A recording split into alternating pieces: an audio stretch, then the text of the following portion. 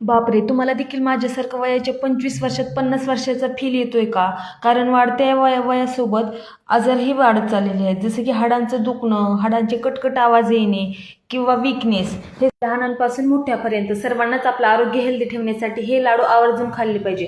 कारण हॉस्पिटलची वारी करण्यापेक्षा कधीही हेल्दी राहिलेलं चांगलं. लाडू बनवण्यासाठी अर्धा किलो शेंगदाणे मीडियम गॅसवरती छान भाजून घ्यायचे, जेणेकरून ते आतपर्यंत भाजले जातील. कढईमध्ये तूप टाकून त्यामध्ये काजू बदाम छान भाजून घ्यायचं. त्यानंतर डिंकही छान भाजून घेतलेला आहे.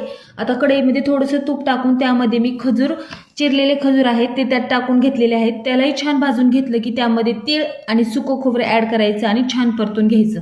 यामध्ये असलेले खजूर, तीळ, गूळ, शेंगदाणे यामुळे तुमचं नॅचरली हिमोग्लोबिन वाढतं आणि हाडांचं दुखणं देखील बंद होतं. यामुळे हे लाडू लहान मुलांसाठी तसेच पूर्ण प्रेग्नन्सीमध्ये तुम्ही आवर्जून खाऊ शकता, जेणेकरून तुमचं हिमोग्लोबिन वाढेल.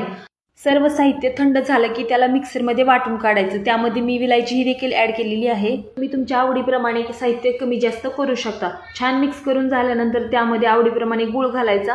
इथं मी 1 वाटी चिरलेला गूळ त्यात मिक्स केला. छान मिक्स करून त्याला नंतर पुन्हा एकदा मिक्सरमध्ये बारीक करून घेतलेला आहे आणि त्यामध्ये सुंठ आणि जायफळ मिक्स करून त्याचे लाडू बांधून घेतलेले आहेत.